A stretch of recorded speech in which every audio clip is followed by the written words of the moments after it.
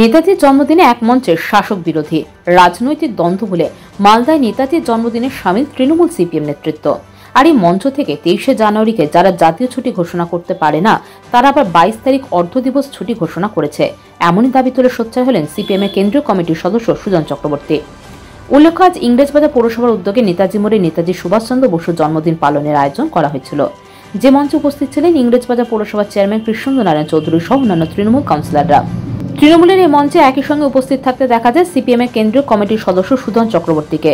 শাসক দলের নেতা নেত্রীদের সাথে নেতাজির মূর্তিতে মাল্যদান করেন তিনিও।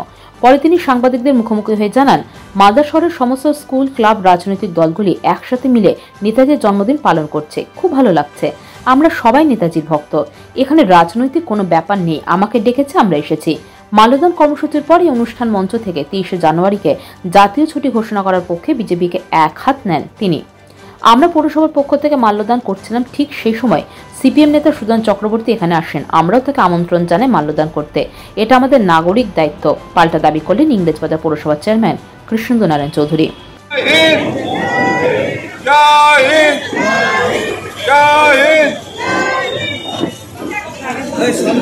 গানিকার চৌধুরী সুমন আগরওয়ালাকে অনুরোধ করবো এখানে আসার জন্য।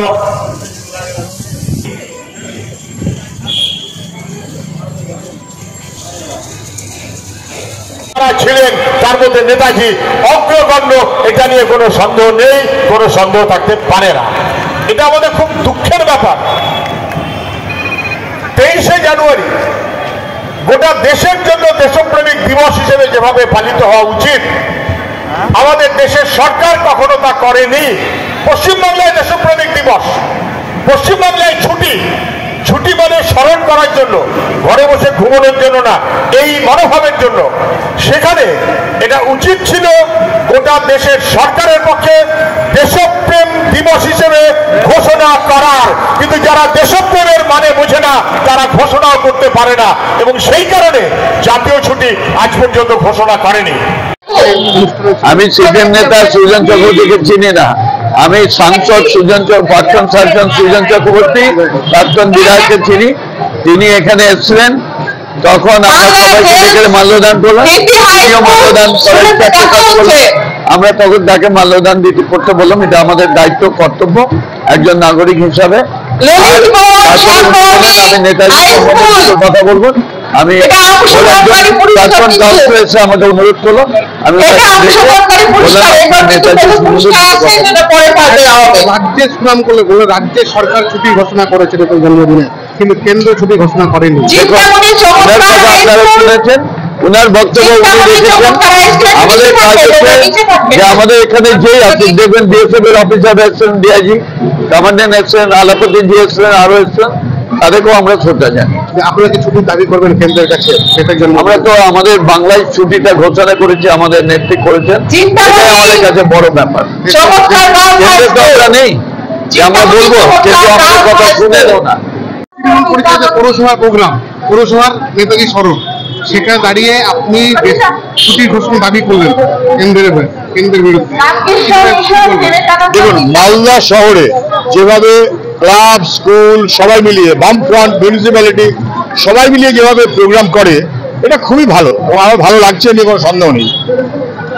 আমরা সবাই নেতাজি দেশপ্রেমিক মানুষ, এবং সেখানে বামফ্রন্টের পক্ষ থেকেও যখন এসেছে, যেহেতু এই সব ক্লাব ইত্যাদি নিয়ে মিউনিসিপ্যালিটি যারাই থাকে তারাই এটা অর্গানাইজ করেন, ফলে এটার সাথে দলের সম্পর্ক আছে বলে মনে করি না। তারা আমাকেও ডেকেছেন দু কথা বলার জন্য, যেমন অন্য অনেককে ডেকেছেন, বিএসএফ কে ডেকেছেন, এয়ারফোর্সকে ডেকেছেন, ইনস্টিটিউটকে ডেকেছেন। সেখানে ন্যাচারালি নেতাজির প্রতি আমাদের শ্রদ্ধা জ্ঞাপন, এবং যেটা অবশ্যই সত্য, 23শে জানুয়ারি দেশপ্রেমিক দিবস যারা ঘোষণা করতে পারে না তারা দিল্লিতে সরকার চালায়। 23শে জানুয়ারি জাতীয় ছুটি যারা ঘোষণা করতে পারে না তারা 22শে জানুয়ারি অর্ধ দিবস ছুটি ঘোষণা করেছে। এটা নেতাজির প্রতি অবজ্ঞা, দেশের প্রতি অবজ্ঞা, এটাই স্বাভাবিক। আমি সে কথাটা নিশ্চয়ই বলেছি। এটাতে মুখ্যমন্ত্রীও বলছেন, মুখ্যমন্ত্রী জাতীয় ছুটিও বলেননি, দেশপ্রেমিক দিবসও ঘোষণা করেননি।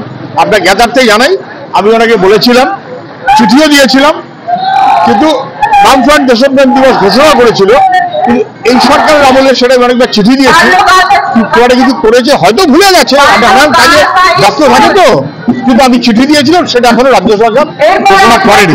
তবে আমাদের রাজ্যের ছুটি আছে 23শে জানুয়ারি, ওটা মমতা ব্যানার্জি যখন সরকারে আসেনি তার অনেক আগে থেকে।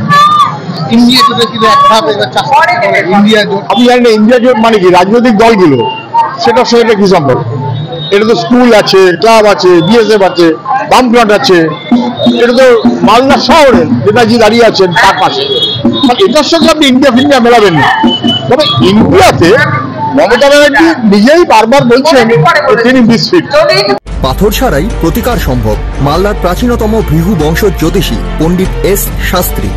দাম্পত্য সমস্যা, বিবাহে বাধা, ব্যবসায় অবনতি, পরীক্ষায় অকৃতকার্যতা, ভাগ্য গণনা, গোষ্ঠী বিচার, ঠিকুচি গোষ্ঠী এবং মৃত্যু ছাড়া সকল সমস্যার সমাধানের জন্য যোগাযোগ করুন জগদম্বা জ্যোতিষ কেন্দ্র, বিবেকানন্দ স্কুলের পাশে, মালদা।